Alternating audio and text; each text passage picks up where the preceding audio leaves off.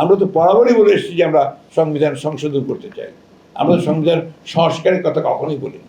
যে বিরোধী দল শুধুমাত্র ক্ষমতায় যাওয়ার জন্য এই জুলাইকে তারা ব্যবহার করতে চায়। আমরাই তো সংস্কার এনেছি। সংস্কারের কথা বলে, সংস্কার এই দেশে কারা এনেছে? বিএনপি এনেছে। একদলীয় শাসন ব্যবস্থা থেকে বহুদলীয় গণতন্ত্রের বিএনপি নিয়ে এসেছে। প্রেসিডেন্সিয়াল ফর্ম অফ গভর্নমেন্ট থেকে পার্লামেন্টারি ফর্ম অফ গভর্নমেন্টে বিএনপি নিয়ে এসেছে। আপনি তত্ত্বাবধায়ক সরকারের যে বিধান, সেই বিধানকে আমরাই পার্লামেন্টে সারা রাত কাজ করে আমরাই পাশ করেছি। আজকে তাই যখন এই সমস্ত কথাগুলো বলা হয়, তখন জনগণকে বিভ্রান্ত করার জন্যই বলা হয় বলে আমি মনে করি। এখন বিরোধী দল যারা আছেন তারা অনেকে বিভিন্ন রকম মুখরোচক কথা বলে আপনার জনগণকে উত্তেজিত করবার চেষ্টা করছেন। জনগণের চেয়ে ভালো তো আপনার আর কেউ বোঝে না।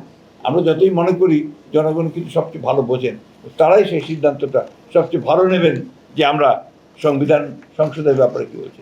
এখন যে কথাগুলো নিয়ে তাদের কথা, সংবিধান সংস্কার আর সংবিধান সংশোধন, আমরা তো বরাবরই বলে এসেছি যে আমরা সংবিধান সংশোধন করতে চাই। আমরা সংবিধান সংস্কারের কথা কখনোই বলিনি। সুতরাং আমাদের যেটা জনগণ আমাদেরকে যে ভোট দিয়েছে, ম্যানিফেস্টোর মধ্যে যেটা ছিল, সেই ম্যানিফেস্টোতে আমরা 2/3 মেজরিটি নিয়ে বিএনপি আজকে রাষ্ট্র পরিচালনার দায়িত্ব পেয়েছে। সুতরাং ওই জায়গায় কোনো রকমের কোনো আপনার বিভ্রান্তি কোনো অবকাশ আছে বলে আমি মনে করি না। যাক, এই কথাগুলো এই জন্য বললাম যে সাংবাদিকরা এটা চাচ্ছেন। আমি মনে করব যে বিরোধী দল শুধুমাত্র ক্ষমতায় যাওয়ার জন্য এই জুলাইকে তারা ব্যবহার করতে চায়। আমরা কিন্তু চাই না যে জুলাই শুধু ক্ষমতার যাওয়ার জন্য আরেকটা হাতিয়ারই পরিণত হবে। আমরা যেটা বারবার করে বলে আসছি যে জুলাইয়ের আন্দোলন শুধু ওই জুলাই মাসেরই আন্দোলন নয়।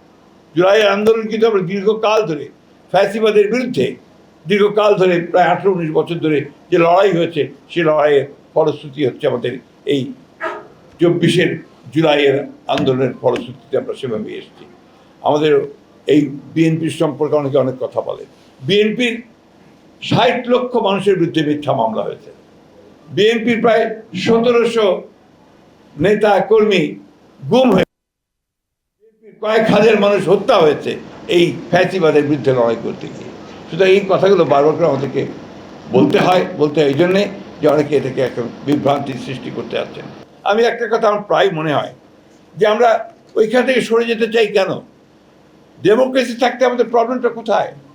আমরা ডেমোক্রেসি থাকি, বিভাজনের রাজনীতি না করি, আমরা সবাই মিলে, যেমন দেশ 1971 সালে দেশ স্বাধীন করেছিলাম, যুদ্ধ করেছিলাম, আমরা স্বৈরাচার এরশাদের বিরুদ্ধে লড়াই করেছি, আবার 24-এ আমরা ফ্যাসিবাদের বিরুদ্ধে চূড়ান্ত লড়াই লড়ে আমরা ফ্যাসিবাদ মুক্ত হয়েছি, একটা গণতান্ত্রিক পরিবেশ সৃষ্টি হয়েছে।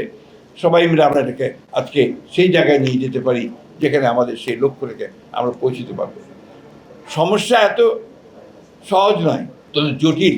এত সহজেই এতগুলো ক্লেদ চলে যাবে না। এই এত সহজেই আমরা মুহূর্তের মধ্যে সমস্ত কিছুকে সুন্দর করে ফেলতে পারবো না, কিন্তু ধৈর্যের মধ্যে ধরে আমাদেরকে এগিয়ে যেতে হবে।